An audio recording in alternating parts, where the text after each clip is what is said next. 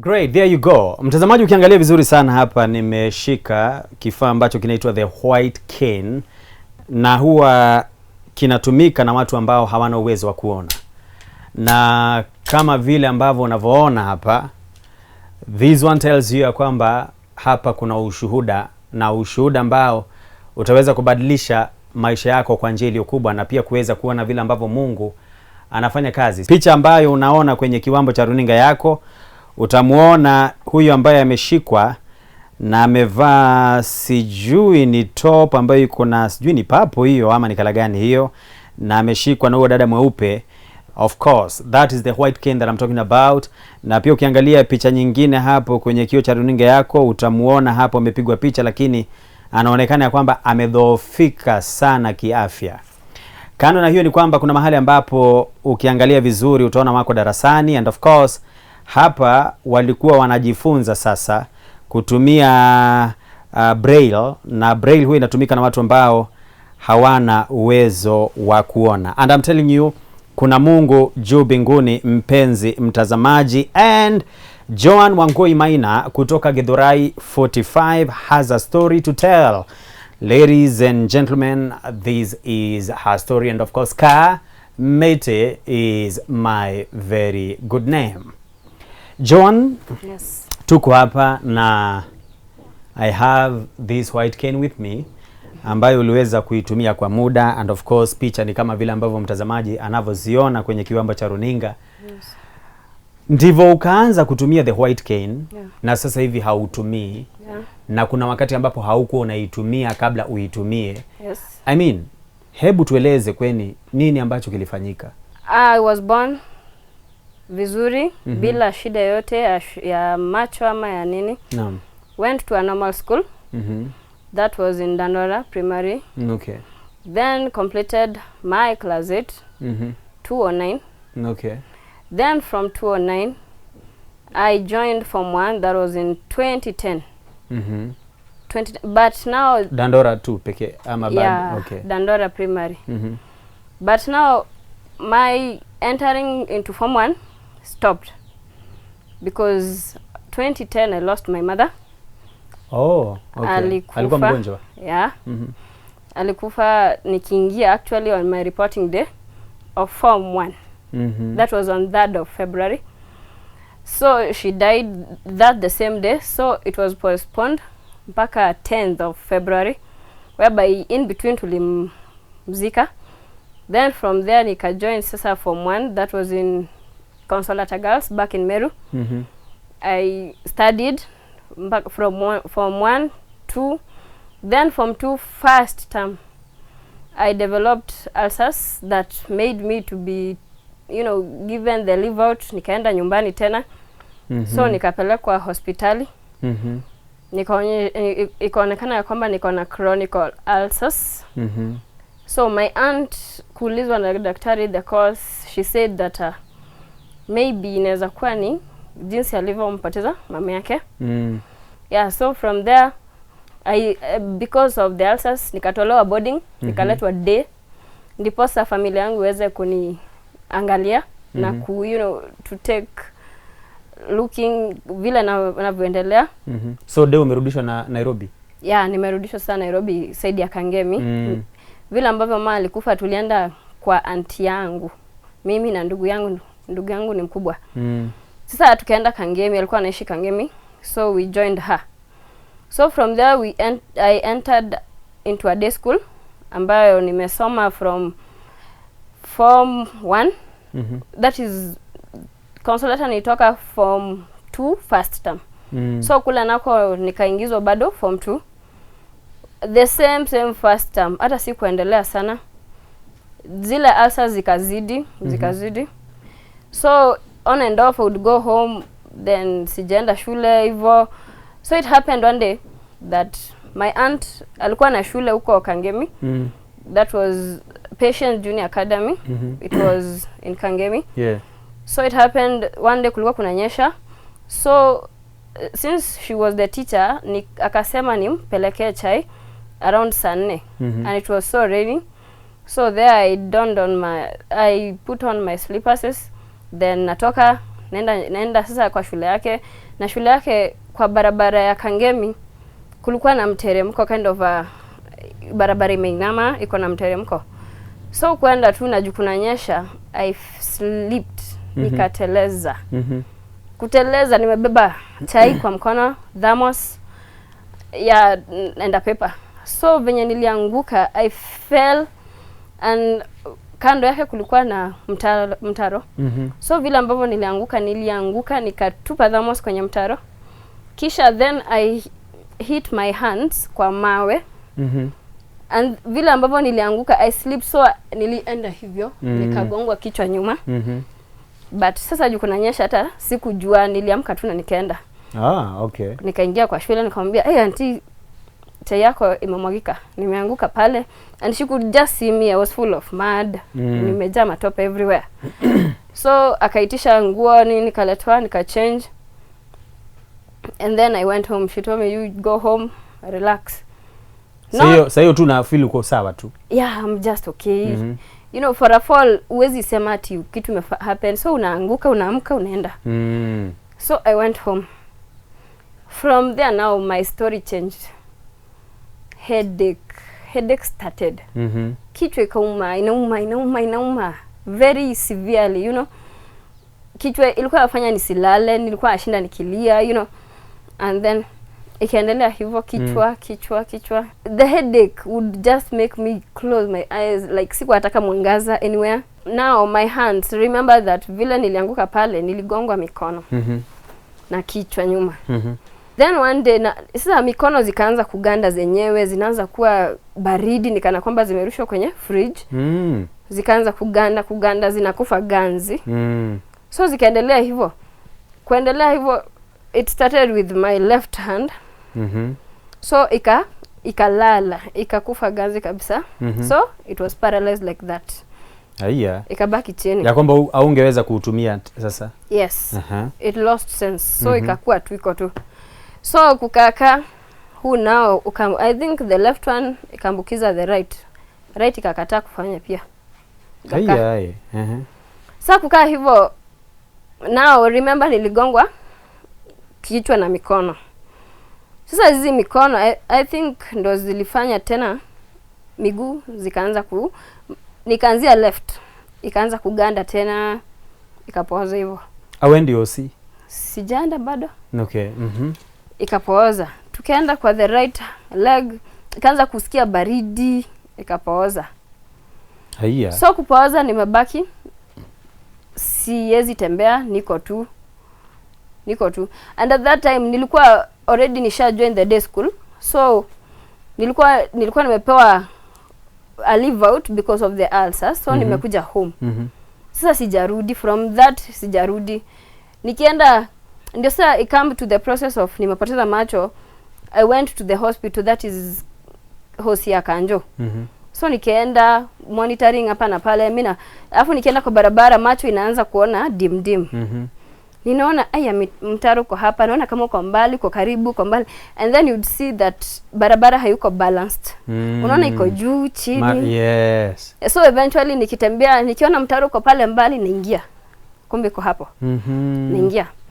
So nikaenda hivyo mpaka nikafika hosi. The docs were like, "Umechafuka sana, umetoka wapi?" "Home." "Kwani umekuja nani peke yangu?" "And so mbona umeanguka hivi, unakaa umeanguka?" Na like nikikuja macho yangu inaona kama vitu ziko mbali, ziko karibu, ziko mbali. Eventually you lose the control, unaanguka. So ulikuwa unaenda ukiingia kwenye mitaro yenye maji na nini, na matope and uchafu wote huo. Yeah. So the docs wakakataa kuniachilia, they were like, "No, tupe namba ya auntie yako." So they called her, she was in her school. Akaambia, "Kwa nini unaachilia Joan akuje hospitali peke yake na unajua condition yake?" So my aunt was like, "Okay, sikujua mimi kama condition yake inakuwa mbaya, wacha nikuje." So akakuja. Nao macho yangu imeanza kupotea pole. Tukarudi naye home. So from that the docs were like, "Usimwache akuja peke yake." Sasa hivyo. Sasa tumekuwa na auntie yangu, sasa tumerudi home. Sasa one day we were to like go to visit my aunt back in Dandora. So tunatembea na yeye hajaamini bado macho inaenda. So of course anishiki mkono, tunaenda tu. Macho ndio ilianza kupotea? Yeah. So vile ambavyo ilianza kudeteriorate, tukitembea na aunti yangu, she was like, si unaona, si utembee vizuri. Na yeye haelewi macho inapotea pole pole. So tumetembea, pasoro kama imekuja imenipita. Ikanigonga kanirusha katikati ya barabara. And she was like, "Haya, kwani uoni?" And I'm like, sina kwambia macho inaenda, inakuja inaenda, inakuja inaenda. So from there she akanianza kuniguide, kunishika mkono. So akaenda tukufika bila ambapo tulifika kule. Aunti yangu akaanza akahadithia aunti yangu mwingine akamwambia, "Imagine Joan aoni. It happens that ananituma." So macho ikakuja vile ambavyo imekuwa hivyo dim ikapotea eventually. So ukawa hauoni kabisa. Sasa nikawa nimeingia into total darkness. Ilikaa ikakaa. And remember bado niligongwa kichwa. Naam. But the headache kind of stopped. The brain kind of stopped functioning. Yeah. That's kusahau kwingi. Like you would give me your cash, nishikia hapa. Sekunda moja mbili, nisidio do gani? Si uko nayo, mimi sina pesa yako. And still iko kwa mkono wangu. Na umesahau. Nishasahau, hiyo imeenda hivyo. So my aunts were like, this girl maisha yake na change too. So from there nikapelekwa Kenyatta hospital. Now for a checkup, like what's not happening, nini. So tukaenda nikafanywa scans, different scans. They were like the MRI to determine what's not happening. Cause macho imeatikataa kuona, miguu zimekataa, mikono zimekataa, the head is not functioning. So then nikafanywa ma tests, MRI ku check on what is happening. Then the doc, there was this doc who was a Luo. So huyo daktari kuniona, he recommended that I go through a operation. So ile operation ya kichwa sasa ndio wajue ni nini shida. Okay. Personally nikamwambia Mr. operation. Hapana, unafaa uende operation tujue shida. I'm like no. So he's like lazima uende. So tomorrow do not eat. Si unaingia theater. And I'm like kwa nini Mr. kwenda? So he's like, so aka insist na hiyo operation ikaekewa kwa story na files. So iko hapo. So the following day he comes, is like, si tunaenda operation. I'm like no, siendi. In fact aliniambia nisikule, mimi kwanza I made sure I ate so that nisiende asikupeleke operation kabisa. Yeah. Ni kuogopa, ulikuwa unaogopa? Kabisa. Hey, sijaingia kwa operation room, so I'm like what's not gonna happen. So ulikuwa unaona kana kwamba ukiingia naweza kufa, hauta survive. Yeah. So me I was like no, me I don't want. So I remember calling my aunts from now hospital Kenyatta, and I'm like, auntie, si muniombe mimi sitaki kuingia kwa hiyo operation. And eventually I didn't go. In fact the doc was changed. Now nikaletewa a neurologist ambaye ana deal na story na macho, kichwa. Alikuwa aitwa Dr. Ndege. So he looked at the files, he was like, hapa kuna operation. Akai-cancel. Akasema sihitaji operation. Aka-check my eyes, nini akasema ana shida ya macho, ana shida yote ya macho. Ku-cancel sasa, nika-suggestiwa basi naweza vaa specs. So nikachukuliwa specs. Still the specs could not help. Because as I did, hata sioni. So they were like, nikamwambia, in fact hata zinanivuruta macho. So hata sioni hata nazo. So they were like, okay, asivae. The doc said asivae, acha tu akae hivyo. Juu hata ana shida ya macho, ataletwa tu shida ya macho nazo. So nikazisare hivyo. Sasa from hapo, I'm not walking, I'm not seeing. So the doc was like, her condition is in a critical manner. So we don't see the need of you guys mrudi na yeye home. Instead, anaadmitiwa to the same day. So I got admitted to Kenyatta. Now nikakaa huko. Not knowing, nilikaa for long. Nikakaa. Sasa hapo, nimetupa mpaka fahamu ya I couldn't recognize anybody. You come, you are like, Joan, how are you? Wewe ni nani? Can you see me? No? Can you feel the neurologist, that doc would come every morning to check on now the routine ya kuzunguka. Akuje aniambie, mkono wako? siwezi. Unainua lakini bado kumbe uko pale chini. Unainua mpaka unasweat and you're like, si nimeinua. Haijatoka. Haya, unaniona na kufanya nini?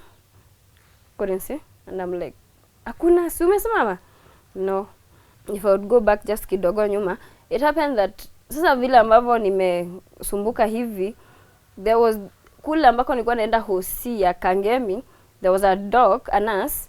So this nurse was like, Joan asaidiki. She suggested that she would connect us with a media house, which of course would interview me on the issues, hivyo na nipate daktari anaweza nitibu. Na tukafika kwa hiyo media house, wakaja nyumbani, wakani interview. On interviewing me, the speech disappeared. So I was like saying, my name is English ikaenda. Nikajaribu kufikiria naitwa nani. Nikafikiria they were like, usijali basi tumia Kiswahili. So Kiswahili, it was kunarrate what happened from schooling nini. So nika explaining.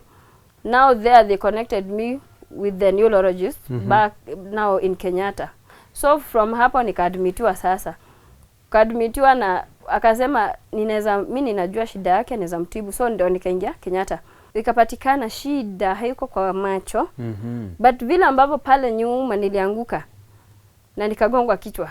So at the back sindiko kuna medulla oblongata.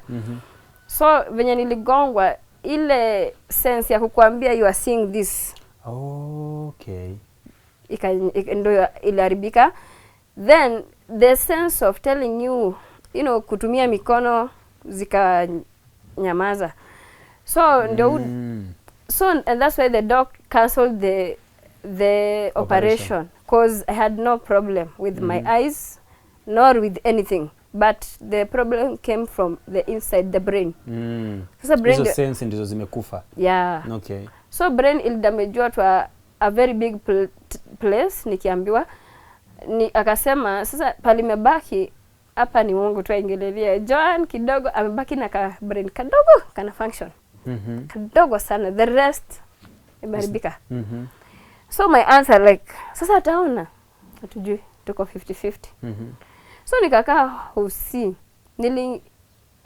Niliambiwa nilikaa hosi for like from 2011 to 2013.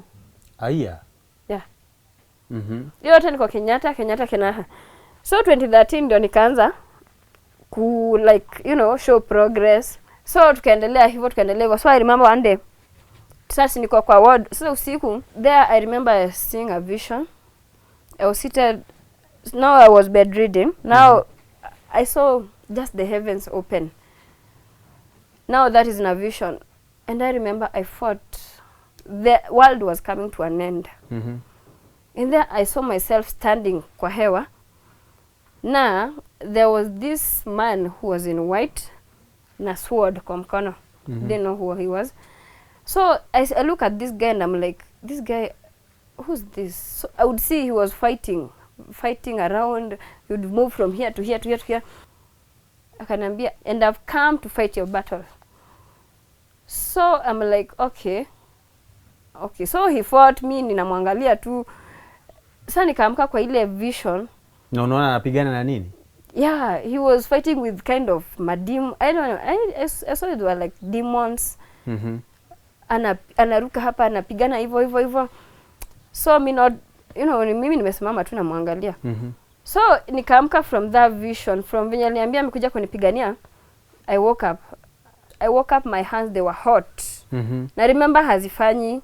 So nimelala and I'm like no, my hands are very hot. So from hapo ndio nilianza kuprogress. Aya nikaanza kuona at least mtu full.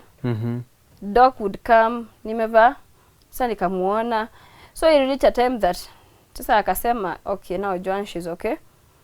Anaweza sasa angaliliwa home. Okay.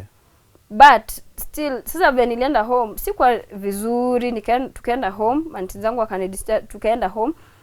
Sasa kwenda home bado sijarudi vizuri, siwezi tembea. Miguu zimeparalyze. niko tu, but sasa at least it's not like mbele. So the doc was like, nyinyi mkienda mna monitor akilala, I would forget to breathe. Nimelala and my aunt would stay next to me and she would be like, Joan. Sasa hiyo nimepoteza, sipumui. And she would just shake me, Joan. And I'm like, kwa nini upumui? Oh, nilikuwa nimesahau. And so the doc told them that mkae mkimwamsha, akilala msiache alale kabisa, mnamwamsha. Msikie kama ako. Ungelala ulale kabisa na ufe. Yeah. Asilale kabisa, alale nusu, mnakaa kama mnakuja. Because hata ningesikia a strong smell of kama chakula inanifunga naacha kupumua. Nimelalishwa kwa kitanda. That was sasa kwa bedroom. Sasa nimelala. Na hii maisha inachosha ya kukaa pahali pamoja. Ukitaka kugeuka unaita maanti zako, anti kuja nigeuze, shosho kuja nigeuze, hivyo. So hiyo maisha ikakuwa ngumu. Nikakaa. Now that was around 2013. Nikitaka kukulishwa na ketishwa, mmoja akae nyuma yangu anishikilie, juu spinal cord haini support. Mikono hazifanyi, so anishikilia, huyu na yeye anipe chakula. Like that. If ni kama nikuogeshwa na niko msichana mkubwa, at that time nilikuwa form 2. Hivyo, so I became like a burden and all that. So I started now questioning God, not my aunts and all that. So pale nikilala kwa kitanda pale nimelazwa, and I'm like, God, will I stay like this forever? Like, I want myself back. You know, nilizaliwa nikiwa sawa, sina shida yote. So how comes I'm becoming a burden? Because you'd see, I was heavy, because of course form 2 ni mtu mzima. Unabebaniwa hapa, mpaka wewe mwenyewe unachoka, because haujisupport huko tu. I had a voice. An audible voice. An audible voice. Ikasema? And it told me, amka, geuka. And I'm like, nimesikia vibaya. Nikarudia tena, geuka. Unaweza geuka. So I remember I was lying like this. So I just did a turn like this, and I'm like, haya, nimesonga. Haya, nikarudi tena venye nilikuwa. And I'm like, okay, sasa hapa nimesonga. Next, Mungu nataka, mimi nimechoka kukaa hapa. So venye nilisonga, hata sikuambia, tulikuwa hiyo siku ilikuwa na Sunday, nilikuwa na shosho yangu na aunti yangu. Wengine wameenda church. Sasa nikafikiria, everybody has gone to church and I'm here lying. So there, kwa bedroom tu nikaita shosho yangu, shosho nataka kukuja sitting.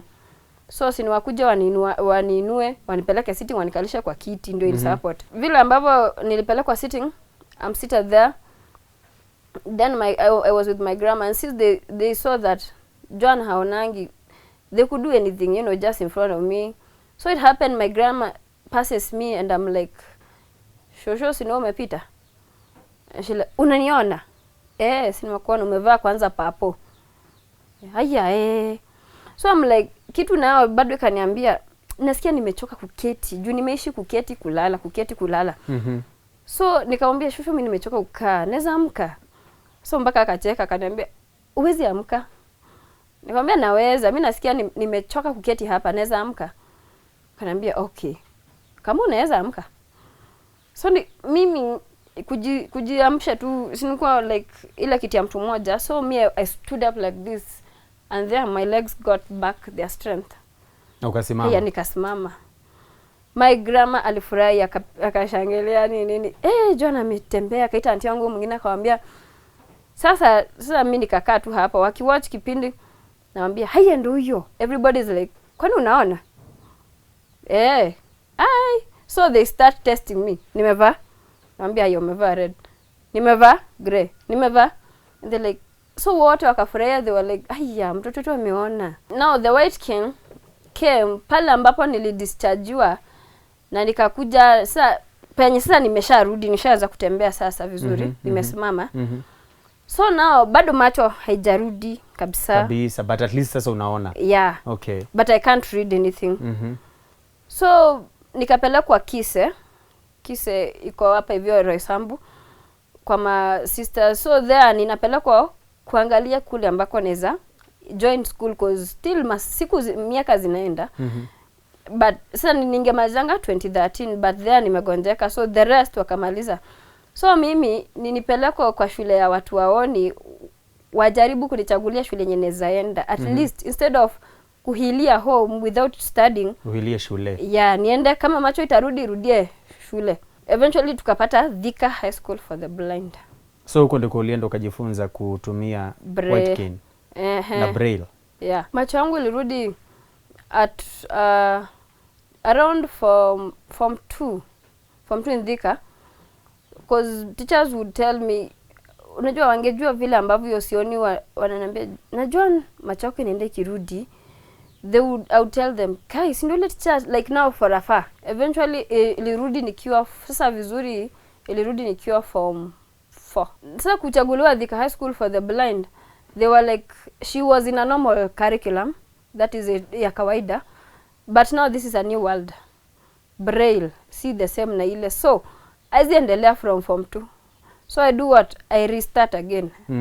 Nika perfect my braillings, nikakuja interview. Nilianzia Machakos Technical Institute for the Blind. Yeah. Braille bado kufunzwa. Yeah. Siku perfect, nikamaliza mwaka huko, nikatoka, nikakuja KIB. Yeah. Kutoka huko second niliperfectisha my braille. I was reading fast with my hands, tactiling. Maybe you are in a critical condition that you look around and you're like, you are hopeless, nobody cares about you, you know, like you are in a wanting situation. Just, I would like to tell you that trust in God. Our God is a God of second chances. Like me, never thought that ningerudi. In fact, ile kitabu ya Ezekiel ambayo inatuambia vile ambavyo Mungu alimwambia Ezekiel atabirie yale mafupa yaliyokuwa yamekauka yarudi to become one. Now I saw our God doing that to me, because nothing of my body was functioning, my eyes, my legs, everything. But then the Lord commanded them to rise up again and, you know, function. And there I was restored. So to all those that are out there wondering if God is there, God is real. I've seen him in my life in many ways, perform miracle, telling me stuff. Na, you know, I've seen him coming through for me. Nimeweza kumaliza shule. I'm a brailleist. I can read braille. I can do the same with print. Do not give up on God. Seek him with all your heart.